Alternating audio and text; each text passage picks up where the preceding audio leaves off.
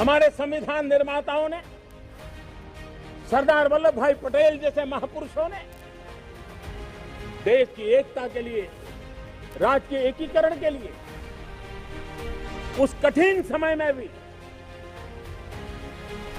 महत्वपूर्ण फैसले लिए, हिम्मत के साथ फैसले लिए, देश के एकीकरण का सफल प्रयास किया। लेकिन आर्टिकल 370 के कारण, 35A के कारण कुछ रुकावटें भी आई। आज लाल किले से तो मैं देश को संबोधित कर रहा हूं, तब मैं ये गर्व के साथ कहता हूं कि आज हर हिंदुस्तानी कह सकता है, वन नेशन वन कॉन्स्टिट्यूशन।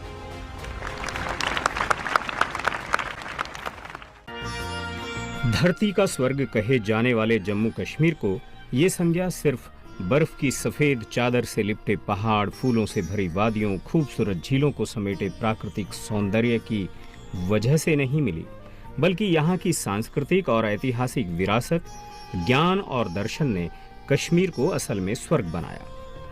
प्राचीन संस्कृतियों और सभ्यताओं को अपने में समेटे कश्मीर का इतिहास काफी गौरवशाली रहा है। ऐतिहासिक विरासतों और शैव विचारधारा की पवित्र भूमि कहे जाने वाले कश्मीर में मुस्लिम आक्रांताओं ने यहाँ की मूल सनातन संस्कृति को बौद्धिक रूप से विकृत तो किया ही, सदियों पुरानी धरोहरों को भी नुकसान पहुंचाया। अंग्रेजों ने जम्मू कश्मीर पर कब्जा जमाने के बाद राज्य की बागडोर राजा गुलाब सिंह डोगरा को सौंप दी। आजादी मिलने तक जम्मू कश्मीर पर डोगरा शासकों का शासन रहा। आजादी के वक्त हरि सिंह वहां के महाराजा थे और जब भारत आजाद हुआ तो महाराजा हरि सिंह ने अक्टूबर 1947 में भारत के साथ विलय पत्र पर हस्ताक्षर किया। 17 अक्टूबर 1949 को अनुच्छेद 370 भारतीय संविधान का हिस्सा बना तथा इसे एक अस्थायी प्रावधान के रूप में जोड़ा गया। धारा 370 के तहत जम्मू कश्मीर को विशेषाधिकार मिला। इस अनुच्छेद के लागू होने के बाद केंद्र सरकार की शक्तियां जम्मू कश्मीर में सीमित हो गईं। विदेश, संचार और सुरक्षा जैसे विषयों पर कानून बनाने का अधिकार केंद्र सरकार के पास था। इसके अलावा केंद्रीय और समवर्ती सूची पर संसद द्वारा पारित कानून तभी लागू किए जा सकते थे जब जम्मू कश्मीर विधानसभा की सहमति प्राप्त होने के बाद राष्ट्रपति आदेश पारित करें। 14 मई 1954 को तत्कालीन राष्ट्रपति राजेंद्र प्रसाद ने एक आदेश पारित किया।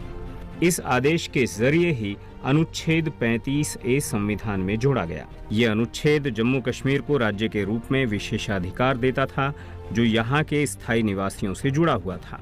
एक तरह से इस अस्थायी व्यवस्था ने यहाँ अपनी जड़ें जमा ली। एक बड़ी भूल की गई थी। इस भूल की धूल हमारे देश भारत की आंखों में ऐसी पड़ी जिसकी किरकिरी करीब 70 साल तक महसूस होती रही। जम्मू और कश्मीर की धरा रक्त रंजित हो गई। जी हाँ, जिक्र जम्मू कश्मीर का, जिक्र उस वातावरण का जो इस भूल से जन्मा था, जिक्र उस दूरी का है जो इस भूल की वजह से पैदा हुई और बढ़ती चली गई, खाई बन गई। जम्मू कश्मीर को इस भूल से मिला आतंकवाद, दहशतगर्दी और अलगाववाद का जख्म, गरीबी, बेरोजगारी का दंश। जिन मासूम हाथों में किताबें होनी चाहिए थीं, उनके हाथों में पत्थर और बंदूकें थमा दी गईं। सवाल यह है कि आखिर इस ऐतिहासिक भूल का जिम्मेदार कौन है? 15 अगस्त 1947 भारत आजाद देश बना।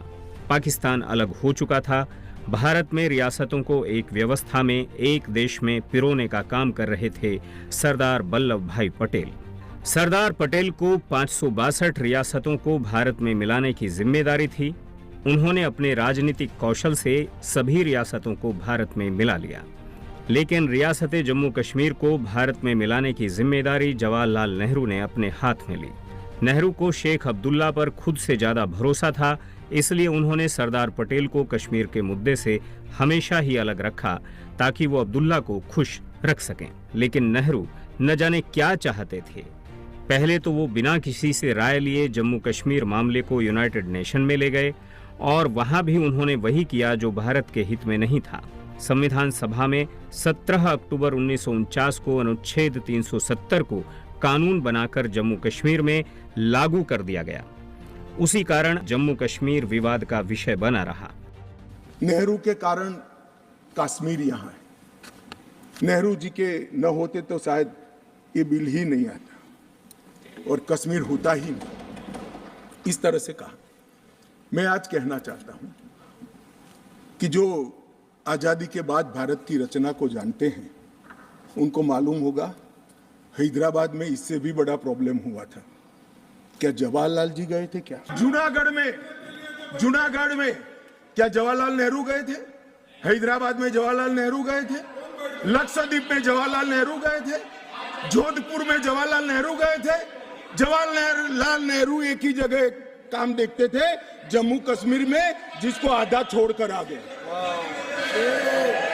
एक ही जगह देखते। मान्यवर, दूसरा, विलय लेट क्यों हुआ?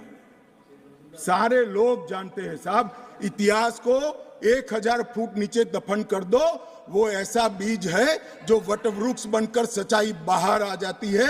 सब जानते हैं कि हमारा विलय इसलिए लेट हुआ कि महाराजा पर किसी एक व्यक्ति को विशेष स्थान देने का आग्रह था। शेख अब्दुल्ला को विशेष स्थान देने का आग्रह था। इसके कारण विलय लेट हुआ और पाकिस्तान को आक्रमण करने का मौका मिला। मैं आज ये पूछना चाहता हूं कि इतने सारे कठिन राज्यों का विलय हो गया, कहीं पर 370 क्यों नहीं है? क्यों नहीं है? ना जोधपुर में है, ना जूनागढ़ में है, ना हैदराबाद में है, ना लक्षद्वीप में है। क्यों 370 नहीं है? कि संवेदनशील हृदय के कारण 370 है। संवेदनशील हृदय। मान्यवर, कंडीशन किसने रखी? किसने स्वीकार की? इतिहास जवाब मांगता है, देश की जनता जवाब मांगती है। जवाब देना पड़ेगा, भाग नहीं सकते इतिहास से कोई। 370 उस समय इतना खतरनाक था कि संविधान निर्माता बाबा साहेब भीमराव अंबेडकर ने इसका मसौदा यानी ड्राफ्ट तैयार करने से मना कर दिया। उन्होंने तो यहाँ तक कहा कि ऐसा प्रस्ताव भारत के साथ विश्वासघात होगा, जिसे मैं कतई स्वीकार नहीं करूंगा। 21 अक्टूबर 1951 को जनसंघ की स्थापना की गई और शुरुआत से ही अनुच्छेद 370 प्रमुख एजेंडा बनाया गया। जनसंघ की ओर से मार्च 1953 में जम्मू कश्मीर के भारत में विलय के लिए दिल्ली में सत्याग्रह शुरू हुआ। डॉक्टर श्यामा प्रसाद मुखर्जी ने तय किया कि वो बिना परमिट के कश्मीर में प्रवेश करेंगे और डॉक्टर मुखर्जी दिल्ली से 8 मई को रवाना हुए। डॉक्टर मुखर्जी ने नारा दिया, एक देश में 2 विधान, 2 निशान, 2 प्रधान, नहीं चलेगा, नहीं चलेगा। जनता से मिल रहे अपार समर्थन के बल पर 11 मई 1953 को डॉक्टर मुखर्जी ने बिना परमिट के कश्मीर में प्रवेश लिया और उनको गिरफ्तार कर लिया गया। 30 अगस्त 1986 लोकसभा में अटल बिहारी वाजपेयी ने एक निजी प्रस्ताव पेश करते हुए कहा, अब अनुच्छेद 370 को राष्ट्रपति के आदेश के द्वारा नित्य प्रयोजन इन ऑपरेटिव करने का वक्त आ गया है। जम्मू कश्मीर और शेष भारत के बीच आज एक मनोवैज्ञानिक दीवार खड़ी है। ये दीवार भारत विरोधी तत्वों को बल प्रदान करती है। ये दीवार एकीकरण के मार्ग में बाधा है। 2 सांसदों से 303 तक के सफर में बीजेपी कभी भी जम्मू कश्मीर से अनुच्छेद 370 को हटाने के संकल्प से न पीछे हटी और न ही अपने मार्ग से भटकी।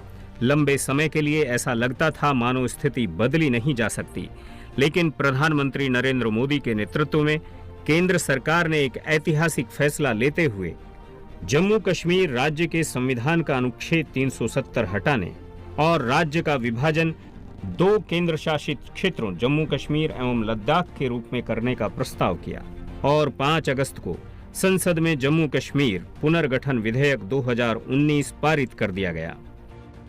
70 साल से जो टीस दिल के अंदर सब लोग संजो कर बैठे हैं, दबा कर बैठे हैं, और वो टीस जब समाप्त होने का समय आता है तो आनंद की अभिव्यक्ति को औचित्य भंग के साथ जोड़ना नहीं दे सकते। ये देश का बच्चा ये बोलता है, कहीं पर भी जाए, बंगाल में जाए, तमिलनाडु में जाए, गुजरात में जाए, महाराष्ट्र में जाए, उत्तर प्रदेश में जाए, कि कश्मीर भारत का अभिन्न अंग है। मैं इतना पूछना चाहता हूं, कभी हम क्यों नहीं बोलते हैं कि उत्तर प्रदेश भारत का अभिन्न अंग है? कभी हम क्यों नहीं बोलते हैं कि पंजाब भारत का अभिन्न अंग है। कभी क्यों नहीं बोलते तमिलनाडु भारत का अभिन्न अंग है? वो इसलिए बोलना पड़ता है सभापति महोदय कि 370 ने इस देश और दुनिया के मन में एक शंका आरोपित की थी कि कश्मीर भारत का अंग है या नहीं है। संविधान के अंदर इसकी बड़ी क्लैरिटी है, मगर जनमानस के अंदर, दुनिया के अंदर एक संशय था। और मैं आज बधाई देना चाहता हूं प्रधानमंत्री जी को कि उनके साहस के कारण आज ये कलंक हमसे जा रहा है। मेरे नेता और देश के प्रधानमंत्री की दृढ़ राजनीतिक इच्छा शक्ति को सत सत नमन करना चाहता हूं। जिस दृढ़ राजनीतिक इच्छा शक्ति के साथ उन्होंने साहस का परिचय दिया और धारा 370 को हमेशा के लिए खत्म कर दिया। जम्मू कश्मीर को दो हिस्सों में बांटकर दो अलग केंद्र शासित प्रदेश बना दिए गए, एक जम्मू कश्मीर और दूसरा लद्दाख। विशेष बात यह रही कि जम्मू कश्मीर में विधानसभा का प्रावधान भी किया गया, जबकि लद्दाख में बिना विधानसभा वाले केंद्र शासित प्रदेश का। इस अनुच्छेद को खत्म करना बीजेपी के लिए संकल्प की पूर्ति थी, क्योंकि जनसंघ से अब तक पार्टी निरंतर इस संकल्प को दोहराती आई है।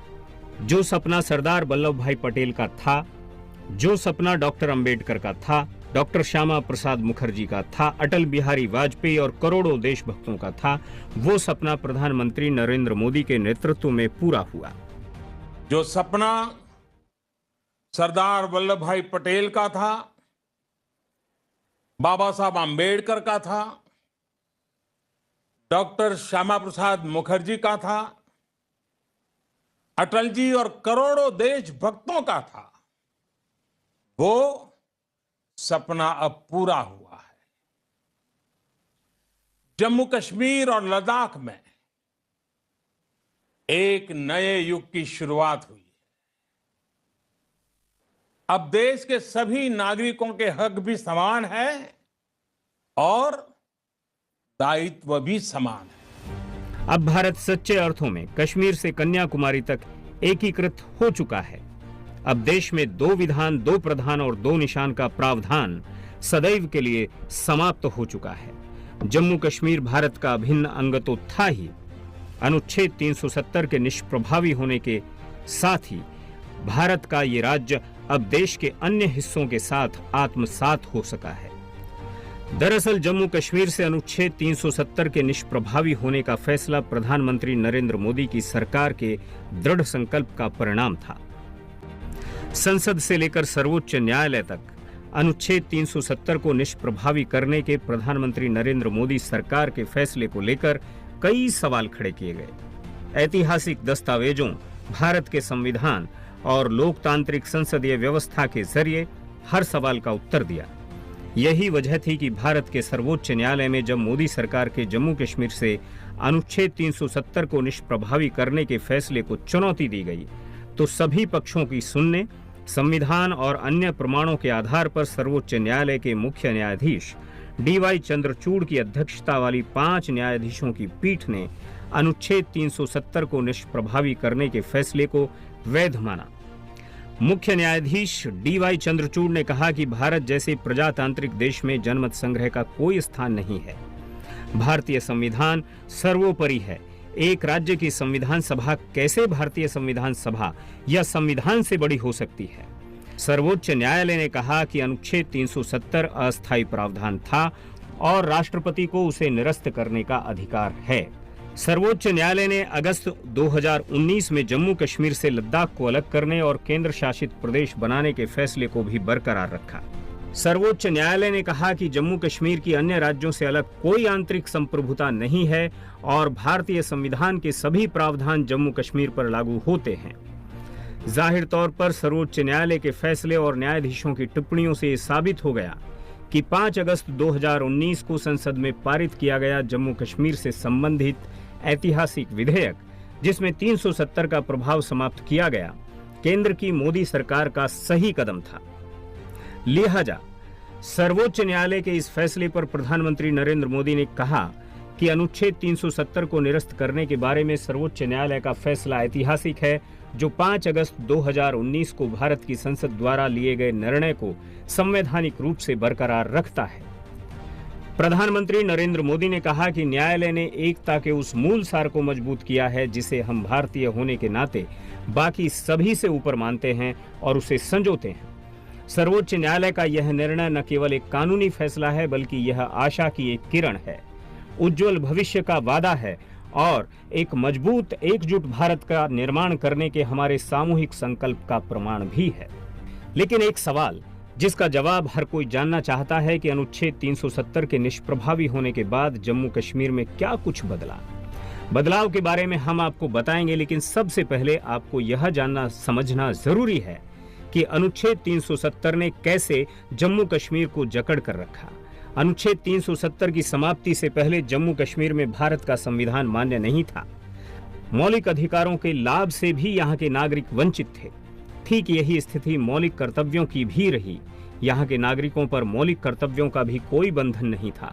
धारा 370 के कारण भारतीय संविधान की प्रस्तावना में लिखित सेक्युलर, इंटीग्रिटी, सोशलिस्ट शब्द जम्मू कश्मीर में लागू नहीं होते थे। समान शिक्षा का अधिकार लागू नहीं होता था। बाल विवाह कानून, भूमि सुधार से जुड़े कानून यहाँ लागू नहीं थे। जम्मू कश्मीर में पिछड़ा वर्ग समुदाय को चिन्हित नहीं किया गया। दलित सफाई कर्मचारियों के साथ अन्याय हुआ। उन्हें 3 पीढ़ियों तक केवल झाड़ू लगाकर पेट भरने के लिए मजबूर किया गया। अनुसूचित जनजाति समुदाय को जम्मू कश्मीर में राजनीतिक आरक्षण नहीं मिला। इतना ही नहीं, 370 के चलते विशेष दर्जे के तहत जम्मू और कश्मीर का अपना झंडा था और संविधान भी यह निर्धारित करता था कि भारतीय संविधान के कौन से हिस्से जम्मू कश्मीर पर लागू होंगे और कौन से नहीं। उसकी अपनी दंड संहिता थी जिसे रणबीर दंड संहिता कहा जाता था। मैं भी जम्मू कश्मीर में यात्रा लेके गया था और लाल चौक में तिरंगा फहराने का संकल्प लेकर के चला था और तब आतंकवादियों ने पोस्टर लगाए थे। आतंकवादियों ने पोस्टर लगाए थे उस समय और कहा था कि देखते हैं किसने अपनी मां का दूध पिया है जो लाल चौक में आके तिरंगा फहराता है। पोस्टर लगे थे और उस दिन 24 जनवरी थी। मैंने जम्मू के अंदर बड़ी सभा में कहा था, अध्यक्ष जी मैं पिछली शताब्दी की बात कर रहा हूं, और तब मैंने कहा था आतंकवादी कान खोल करके सुन ले। उस दिन मैंने कहा था आतंकवादी कान खोल करके सुन ले। 26 जनवरी को ठीक 11 बजे मैं लाल चौक पहुंचूंगा, बिना सिक्योरिटी आऊंगा, बुलेट प्रूफ जैकेट के बिना आऊंगा और फैसला लाल चौक में होगा किसने अपनी मां का दूध पिया। और जब श्रीनगर के लाल चौक में तिरंगा फहराया। जम्मू कश्मीर में केंद्र के 800 से अधिक कानून लागू नहीं थे। पश्चिमी पाकिस्तान के शरणार्थियों को जम्मू कश्मीर में नागरिकता नहीं दी गई थी। ऐसे अनेक अधिकारों से जम्मू कश्मीर के अलग अलग वर्ग के लोग वंचित थे। जम्मू कश्मीर की संस्कृति और भाषा का विकास नहीं हो पा रहा था। अनुच्छेद 370 के चलते पनपे आतंकवाद, अलगाववाद ने जम्मू कश्मीर के पर्यटन और आर्थिक तंत्र को बुरी तरह से प्रभावित किया, जिसका असर लोगों की रोजी रोटी और उद्योग धंधों पर पड़ा। जम्मू कश्मीर से अनुच्छेद 370 के निष्प्रभावी होने के बाद जम्मू कश्मीर में विकास के नए द्वार खुल गए। जो क्षेत्र विध्वंस पिछड़ेपन का पर्याय बन गया था वह प्रगति के सोपान चढ़ रहा है। आर्थिक स्थिति में सुधार हुआ है। सरकार की नीतियों के चलते विकास के नए आयाम लिखे जा रहे हैं। सबसे मुख्य बदलाव तो ध्वज और संविधान का था। कश्मीर पुनर्गठन का बिल लोकसभा में पारित होने के बाद अब जम्मू कश्मीर एवं लद्दाख में भारत का ध्वज शान से लहरा रहा है और संविधान लागू हो चुका है। जमीनी स्तर पर लोकतंत्र की बहाली हुई है। सरकार ने दिसंबर 2020 में जम्मू कश्मीर में पहली बार जिला विकास परिषद के चुनाव कराए, जिसमें 51.42% का उच्च मतदान दर्ज किया गया। जम्मू कश्मीर पंचायती राज अधिनियम 1989 में भी संशोधन किया गया है, जहां पंचायतों में महिलाओं, अनुसूचित जाति, अनुसूचित जनजाति और पिछड़े वर्ग के लिए सीटों को आरक्षित किया गया है। अनुच्छेद 370 के चलते आर्थिक आपातकाल की स्थिति भी राज्य पर लागू नहीं होती थी, अब आर्थिक आपातकाल की स्थिति जम्मू कश्मीर पर भी लागू होगी। जम्मू कश्मीर में सूचना का अधिकार लागू नहीं होता था, लेकिन अब जम्मू कश्मीर में सूचना का अधिकार लागू होगा। जम्मू कश्मीर में मुस्लिम बहुसंख्यक और हिंदू अल्पसंख्यक हैं, लेकिन यहाँ अल्पसंख्यकों को आरक्षण नहीं मिलता है। अब यहाँ अल्पसंख्यकों को आरक्षण मिलेगा। धारा 35A के चलते दूसरे राज्य के निवासी जम्मू कश्मीर में संपत्ति नहीं खरीद सकते थे। अब जम्मू कश्मीर में वहां के स्थानीय निवासियों के अलावा दूसरे राज्यों के लोग भी संपत्ति खरीद सकते। जम्मू कश्मीर में केंद्र के 890 से अधिक कानून लागू हो गए। केंद्र शासित प्रदेश जम्मू कश्मीर में विकास के लिए भारत सरकार ने सड़क एवं रेल कनेक्टिविटी, स्वास्थ्य एवं शिक्षा, अवसंरचनाएं, पर्यटन एवं विरासत को प्रोत्साहन, खेल एवं युवा सशक्तिकरण आदि से संबंधित विभिन्न विकास परियोजनाओं की शुरुआत की। सरकार ने जम्मू कश्मीर के लिए प्रधानमंत्री विकास पैकेज के तहत अनेक परियोजनाओं को मंजूरी दी। सरकार ने जम्मू कश्मीर में केंद्र सरकार की विभिन्न प्रमुख योजनाओं जैसे आयुष्मान भारत, उज्ज्वला योजना, प्रधानमंत्री किसान सम्मान निधि, प्रधानमंत्री आवास योजना आदि को तेजी से लागू किया। पर्यटन और निवेश के लिए एक गंतव्य के रूप में जम्मू कश्मीर की क्षमता को प्रदर्शित करने के लिए सरकार ने श्रीनगर में G20 पर्यटन कार्य समूह की बैठक आयोजित की। यह जम्मू कश्मीर में इस क्षेत्र को देश और दुनिया के शेष भागों के साथ एकीकृत करने वाला पहला महत्वपूर्ण अंतर्राष्ट्रीय आयोजन था। जाहिर तौर पर प्रधानमंत्री नरेंद्र मोदी के नेतृत्व में केंद्र सरकार ने जम्मू कश्मीर के विकास और एकीकरण के लिए जो ऐतिहासिक पहल की, उसका असर जम्मू कश्मीर में देखने को मिल रहा है। बीते कुछ महीनों में वहां गुड गवर्नेंस और डेवलपमेंट का और बेहतर प्रभाव जमीन पर दिखाई देने लगा है। जो योजनाएं पहले सिर्फ कागजों में रह गई थी, उन्हें अब जमीन पे उतारा जा रहा है। दशकों से लटके हुए प्रोजेक्ट्स को नई गति मिल रही है। हमने जम्मू कश्मीर प्रशासन में एक नई कार्य संस्कृति लाने, पारदर्शिता लाने का भरसक प्रयास किया है। इसका नतीजा है कि IIT, IIM, एम्स हो, तमाम साथ साथ इरिगेशन प्रोजेक्ट्स हो, पावर प्रोजेक्ट्स हो या फिर corruption bureau, anti corruption bureau, इन सब के काम में तेजी आई है। इसके अलावा वहां कनेक्टिविटी से जुड़े प्रोजेक्ट हो, सड़कों और नई रेल लाइनों का काम हो, एयरपोर्ट का आधुनिकीकरण हो, सभी को तेज गति से आगे बढ़ाया जा रहा है। जम्मू कश्मीर के लोगों की आंखों में भविष्य की चमक है तो चुनौतियों को पार करने का हौसला भी। इसका प्रमाण है लोकसभा चुनाव 2024 में मतदान का नया रिकॉर्ड बनना। जम्मू कश्मीर के लोगों ने मतदान में बढ़ चढ़कर हिस्सा लिया और ये साबित कर दिया कि भारत की संसदीय लोकतांत्रिक व्यवस्था में उनकी आस्था है, विश्वास है। लोकसभा चुनाव 2024 का मतदान जम्मू कश्मीर में बदलाव का प्रमाण है। खास बात यह भी रही है कि मतदान के दौरान कोई अप्रिय घटना नहीं हुई और न ही मतदान के बहिष्कार जैसी कोई अपील सुनने को मिली। यह बदलते हुए जम्मू कश्मीर की तस्वीर है, ये बदलते हुए भारत की तस्वीर है, जहां अब लोकतंत्र मजबूत हो रहा है। जम्मू कश्मीर में विकास को नई गति मिली है। रोजगार और स्वरोजगार के लिए सरकार ने कई योजनाएं शुरू की हैं। इतना ही नहीं, करीब 80,000 करोड़ रुपए वाले प्रधानमंत्री विकास पैकेज 2015 के तहत विकास के कई प्रोजेक्ट पूरे हुए हैं और कई अन्य परियोजनाओं पर काम चल रहा है। जम्मू कश्मीर में कानून व्यवस्था में सुधार आया है।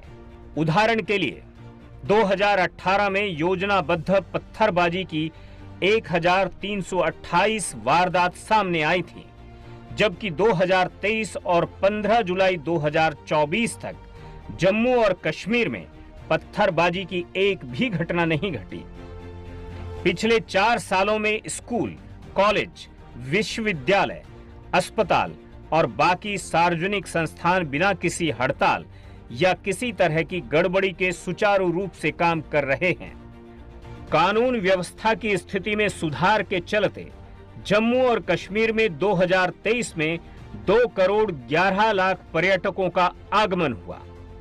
विदेशी पर्यटकों की संख्या 2.5 गुना बढ़ी है। बीआरओ ने 3 साल में 330 से ज्यादा इंफ्रास्ट्रक्चर पूरे किए हैं, जो ये दर्शाता है कि जम्मू कश्मीर को 370 के विशेष दर्जे से मिली मुक्ति जम्मू कश्मीर में विकास और समृद्धि के संकल्प की पूर्ति कर रही है।